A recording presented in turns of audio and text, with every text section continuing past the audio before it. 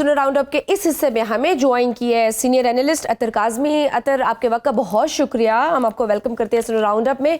अतर, इस्लामाबाद से बड़ी दिलचस्प तरह की इतलात आ रही हैं, सर्द मौसम में गर्म सियासी मुलाकातें भी हो रही हैं। तो पहले बिलावल भुट्टो की मौलाना से मुलाकात, फिर फैसल वावडा की मौलाना से मुलाकात।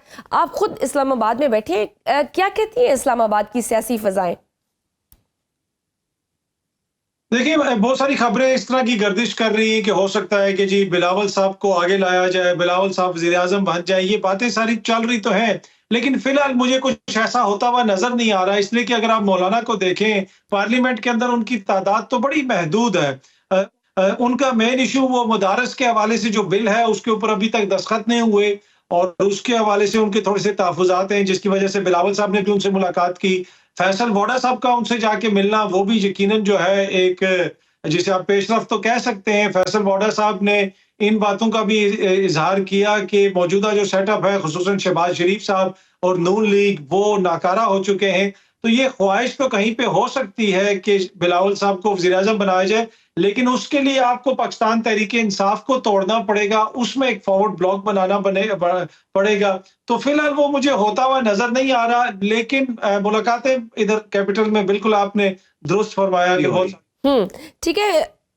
अतर, आपको क्या ठीक है, दारो और नून लीग के दरमियान आपको कोई किसी किस्म की कोई खलश नज़र आ रही है? क्योंकि ये भी आ रहा है ना कि दूरियां बढ़ती जा रही हैं। फैसल वावडा के बकौल आपने भी अभी यही कहा है, क्या वाकई को इतनी दूरियां हैं कि वो सेटअप भी तब्दील हो जाए? फिर वो कह रहे हैं कि फिर हम अगर पीटीआई का देखें तो पीटीआई की पार्टी के अंदर भी बहुत सारे इख्तलाफात जन्म ले रहे हैं, स्पेशली 26 नवंबर के बाद तो बहुत ज़्यादा ही हम देख रहे हैं प्रॉब्लम्स। तो could there be a possibility कि कोई शायद कोई ऐसा सेटअप बन जाए?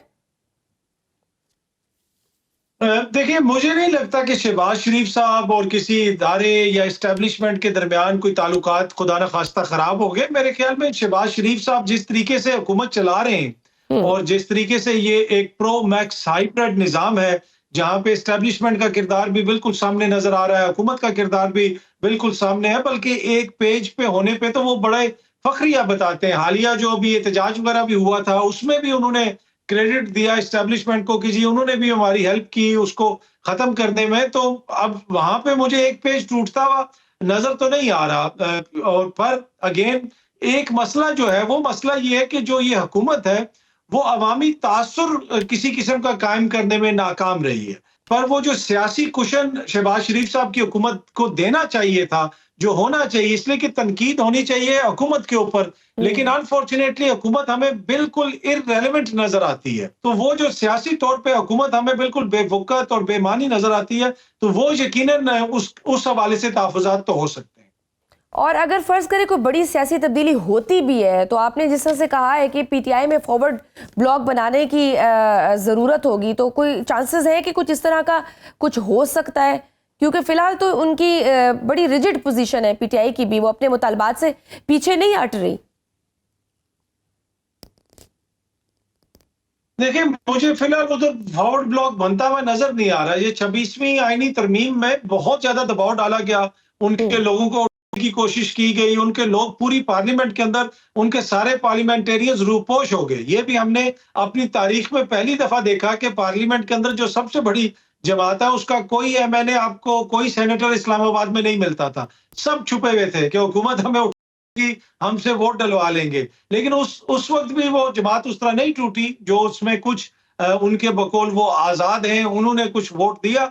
तो वो मुझे फॉरवर्ड ब्लॉक वहां पे बनता हुआ नजर नहीं आ रहा, इसलिए कि ये जो हुकूमत है, इसका मुस्तकबिल बिल्कुल अगर या तो हो ना कि नजर आ रहा हो कि ये चलेगी हुकूमत और बड़ी जबरदस्त हुकूमत है, सियासी कैपिटल आप इसके ऊपर थोड़ा सा लगाएंगे तो कुछ आपको हासिल होगा। इस हुकूमत की तो इस वक्त मिसाल ऐसी है कि जो भी इनके साथ लगता है, वो बेचारा बोझ तले दब जाता है, चाहे वो कोई भी हो।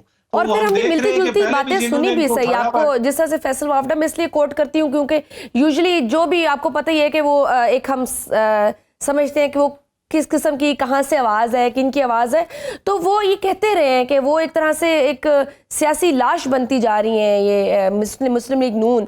और वो तो यहाँ तक कह रहे हैं कि जिस तरह से एमक्यूएम पाकिस्तान बनी थी, वैसे ही पीटीआई पाकिस्तान बन सकती है, कोई इस तरह का सेटअप आ सकता है और ये इस निज़ाम को भी पीएमएलएन को तलाक देने की ज़रूरत है। देखिए मसला ये है कि पीएमएल के साथ निजाम ने तलाक क्या देनी है। पीएमएल के साथ जो भी रिश्ता कायम किया वो तो खुद ही कायम किया गया। पीएमएल ने कोई जबरदस्ती तो किसी से रिश्ता कायम नहीं किया। कोई लाश कभी खुद उठ के किसी के कंधे पे बैठती है? लाश को तो खुद उठाया जाता है। लेकिन फिर अतर 8 कब तक वो फरवरी ये को बोझ लाश उठाएंगे? अपने कंधों, मसला ये ना कि अपनी मर्जी से उठाया गया ना ये बोझ। ये 8 फरवरी को जो जनाजा था, वहां से आपने सियासी जनाजे पे जाके कहा नहीं जी ये तो बड़ी जिंदा शख्सियत है, ये तो लाश है ही नहीं है। तो लाश किसी ने भी उठाई है, जिसने भी उठाई, मुझे नहीं पता किसने उठाई है, वो उन्होंने अपनी मर्जी से उठाई भी। अब वो लाश वो हम फेंकने के लिए सबको कोई पता जगह है ढूंढ किसने रहे हैं तो वो उठाई है। इतनी आसानी से नहीं, मुझे तो नहीं पता। पर वो लाश फेंकने को या लाश को ठिकाने लगाने के लिए ना वो बड़ा मसला होता है कि लाश को अब हम छुपाएं कहाँ पे। अब ये लाश जिसने भी उठा ली है, मुझे लगता है कि ये फिलहाल इसी तरह चलती रहेगा, ये मामला चलता रहेगा। और जो भी वो जो फॉरवर्ड ब्लॉक पर है वो मुझे बनता हुआ नजर नहीं आ रहा। ठीक है, लेकिन ये अब जो सिचुएशन है, जिस पॉइंट पे ये मुल्क आन पहुंचा है, हमने देखा है 26 नवंबर को जो एक साने हुआ है, जो कुछ हुआ है वो नहीं होना चाहिए था। और जिस तरह से हमने ठीक है हमारे मीडिया में तो, लेकिन हमने इंटरनेशनल मीडिया में देखा कि किस तरह उसको रिपोर्ट किया गया है, हमारा इमेज किस तरह से गया है। आपको क्या लगता है कोई अपनी पोजीशंस पे पीछे हटने को तैयार नहीं है, सब रिजिड है अपने अपने पॉइंट्स पे, तो कोई हल नजर आ रहा है आपको या फिर ऐसे ही चलता रहेगा ये? देखिए ये बड़ा जरूरी है कि हर कोई सोचे, देखे। खिलाफत करती हैं, कोई वकालत करता है, कोई सियासत करता है, ये सब कुछ मुल्क के लिए होता है। अपने मुल्क को बचाना, अपने मुल्क के मफादात को मुकद्दम रखना, इसमें कोई छोटा नहीं हो जाता। कोई सियासतदान हो, कोई सहाफी हो जाए, कोई वकील हो जाए, कोई भी हो जाए, इनको सबको सोचने की जरूरत है कि किस तरीके से हमने मुल्क को बहरान से निकालना है। अपना अपना किरदार अदा करें। तहरीके इंसाफ भी देखे कि वो किस तरह चीजों को बेहतर कर सकती है। उन्होंने भी डी चौक में उनकी क्यादत तो पहुंची नहीं, गरीबों के बच्चों को मरवा दिया वहां पे। सारी क्यादत घर में बैठी हुई वर्क फ्रॉम होम कर रही थी। फाइनल कॉल थी, लेकिन इनका चेयरमैन आपको कहीं पे नजर आया, बैरिस्टर गौर या दीगर इनकी क्यादत? तो इनको भी देखने की जरूरत है। दूसरी तरफ जो हुकूमत है उनको भी जिम्मेदारी का मुजाहरा करने की जरूरत है। आइन और कानून के मुताबिक चीजों को लेने की जरूरत है।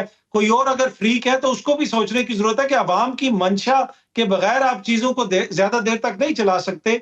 तो हल इसका तभी निकलेगा कि जब सब लोग ये फैसला कर लेंगे कि हमने मामलात को आइन और कानून के तहत चलाना है और अपने किरदार को आइन और कानून के तहत महदूद करना है।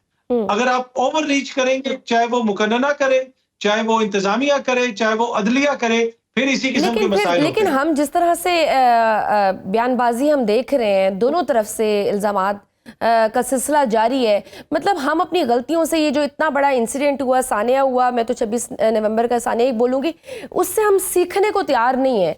क्या हम ये कह दें कि यहाँ इस मुल्क में सियासी इख्तलाफ की कोई गुंजाइश अब बचती ही नहीं है? आप अपने मुखालिफ को फिर क्रश कर दो, ख़त्म कर दो। ये मतलब अगर कोई एहतजाज करे तो फिर कंटेनर्स लगा दो।